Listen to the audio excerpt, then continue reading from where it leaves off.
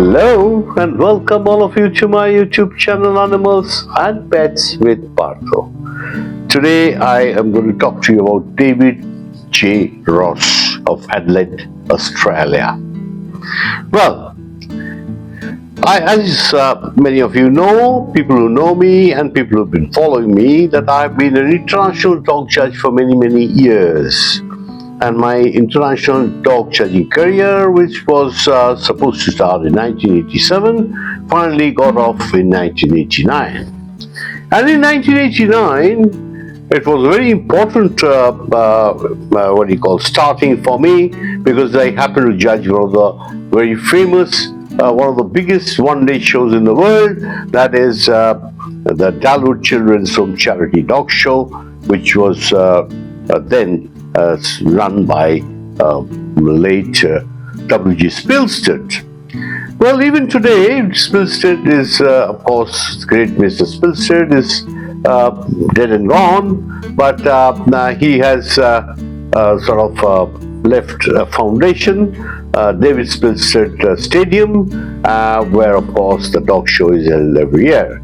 And this charity dog show, the Adelaide, whatever collection is there, it goes to Adelaide Children's Home. Well, in the same trip, I also judged the Melbourne Royal, and it was a very great beginning for me, a great breakthrough that I could tell you that looking back, those prophetic words told to me by late Mr. Graham Head and late Mr. Bill Crowley. Graham Head, who was the president of the Australian National Kennel Council, and of course Bill J. Crowley was the ex-assistant commissioner of police and later on the chairman of the Kennel Control Council of Victoria. Anyway, these are the two personalities that, of course, I can never ever forget. I would all my life be grateful to them for making me a dog, starting me off in my dog judging career. I couldn't have expected anything better, and I salute to them, and wherever they are, I bow down in appreciation for what they have done for me. They made me a Melbourne Royal judge, and not only that, when they presented me with that official tie of the Melbourne Royal Show and the official badge, and put it on my, that lapel pin was put on my coat, my blazer, of course, and they told me that, Partha, this is going to carry you far in the dog world. And truly, those prophetic words never went wrong. Even today, if people remember me, it's because of my starting. You have to make a good beginning. I was a cricketer all my life, and I was an opener. So I was a captain of my team, and I realized and I knew that it was the beginning, that actually the morning shows the day. So it is the start that must be really great to make a great story. Anyway, so that was a great beginning for me, as far as I'll always remember that. And later on, before I returned back to my country, sure enough, I had a big return appointment to Australia for 1981, where I was judging some very major shows in Australia and New Zealand, which included the Australia Day International in Melbourne, and also the other big show that actually happened at the time, the same weekend. Then the following weekend, of course, I was in Adelaide, and I did the big show there, Adelaide Hills, and the other show. So it was 2 weekends in Australia, and then I flew off to Auckland, where I did the North of the Harbour Kennel Club show in Auckland, and another show on the Saturday. So all these three were great shows for me, and I was the general specials judge every weekend.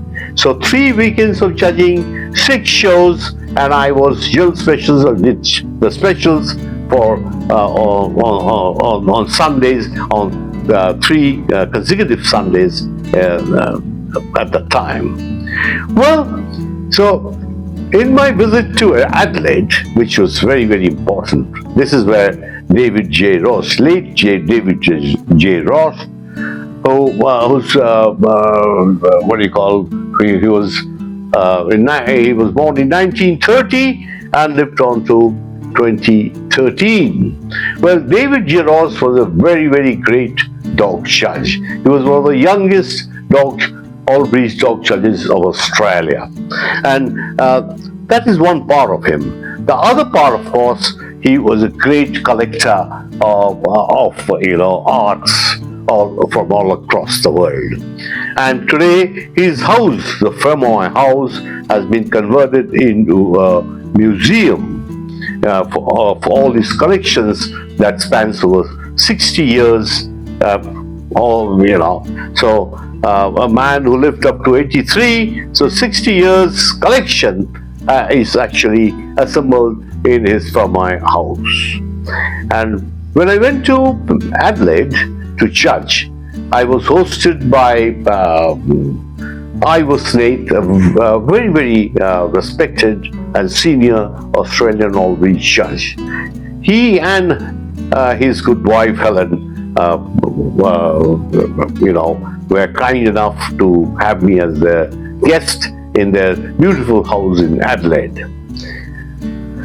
Actually, let me just tell you that when the judges go, they have most of the time they are billeted with dog in the committee people actually volunteer to host them or house them and keep them for the weekend of judging.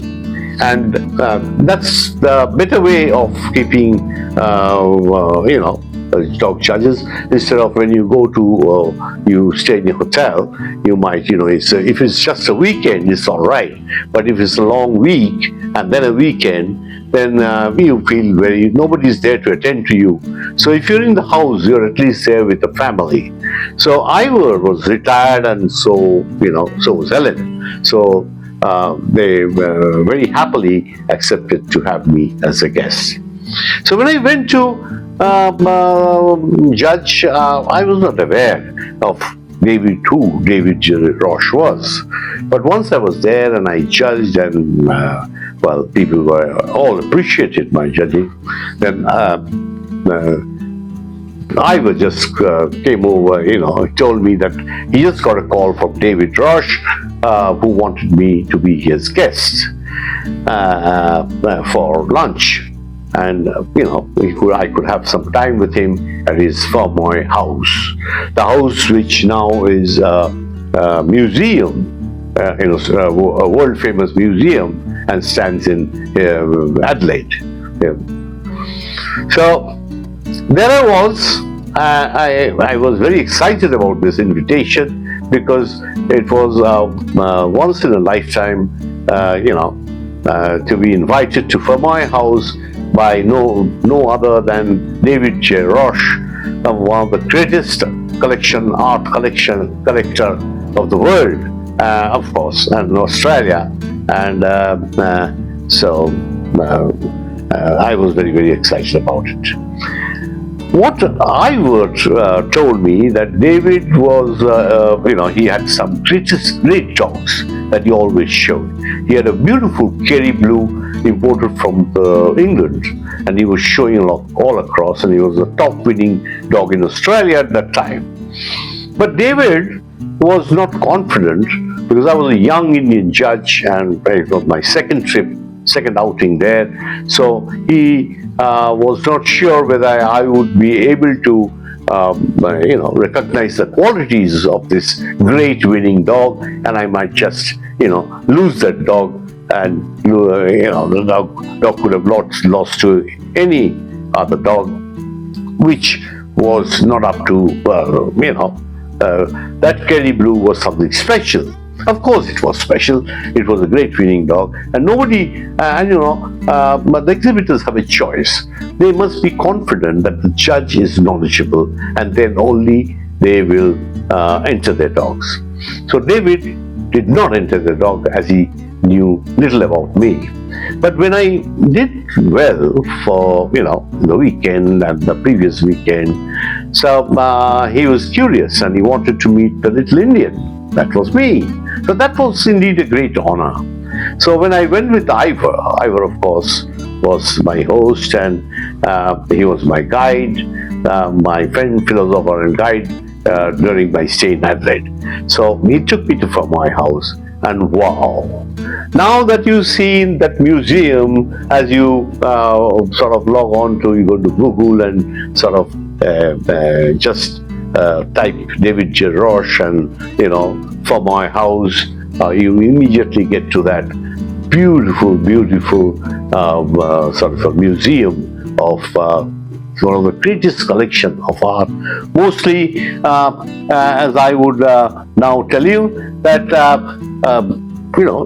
just a brief history about David J. Roche. He was born in 1930, as I told you, and lived on to 2013. And this I'm talking about is 1991.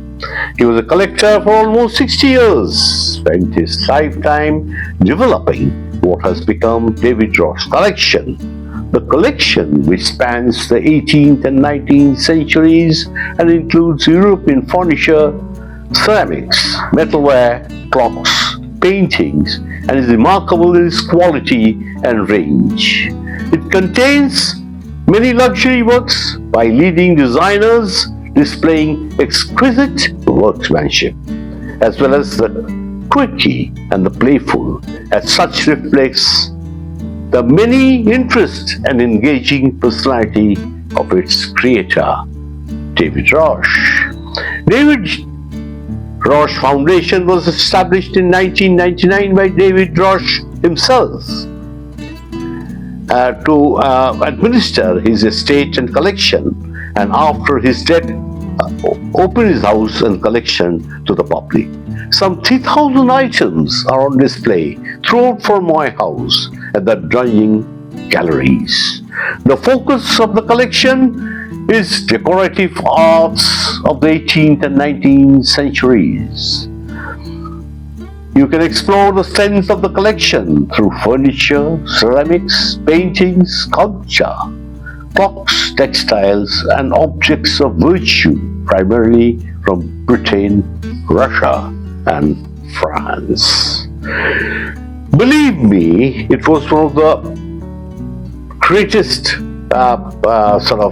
most cherished invitations I had ever had from anyone, and such a great personality as David J. Roche.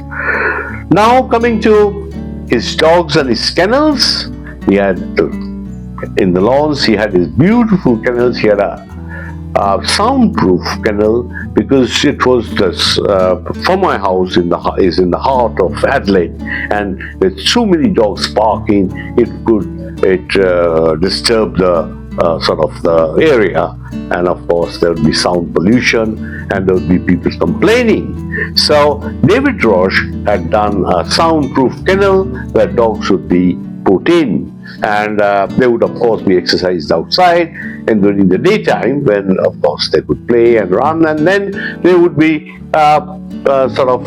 shut up for the night in that air-conditioned soundproof kennel. And I of course saw all his dogs, and that coveted that great Kerry Blue that was never exhibited under me, because he never considered that this young man would have done justice to that great dog. But I have no regrets. I got to see the great man himself, and then it was followed by a lunch at the restaurant. I still remember, though it's long, in 1991 is quite way back. The name of the restaurant is Magic Flute, and the dish that I, of course, had. I remember that also. It was kangaroo roast with walnuts. Well, it was a great afternoon, and I'm sharing with you a lot of photographs of David Roche and his great talks. Of course, I wish I could give you more pictures of myself, and of course, one or two pictures of myself when I was visiting his house. But no one was there to click the pictures at that time. It was very unfortunate. We never knew that we would be having, such social media, platform that we could share it across to people across the globe. Well, the man who is still the man who is still alive is Max Rage, also an international dog judge, and had some of the greatest dogs. He was a constant companion of David J. Roche, and when I visited in 1991, he was there, very much there. So he knows all that I'm talking about today, and he was there at the luncheon where I was invited, and the time when I spent with David Roche at his Fermoy house. With this, I think David was one of the greatest personalities in the Australian dog game, and so he owned some of the greatest dogs in the history of Australia, and he was also the youngest Australian ormolu judge as far as my knowledge goes. Thank you and bye-bye. And I will, of course, as you know, I always bring you interesting topics that I talk about. I would definitely bring you more personalities that I have met in my judging career, who are, of course, some of they are legends in the dog world, and not only dog world, but legends on their own. Bye-bye, and see you soon in my next episode.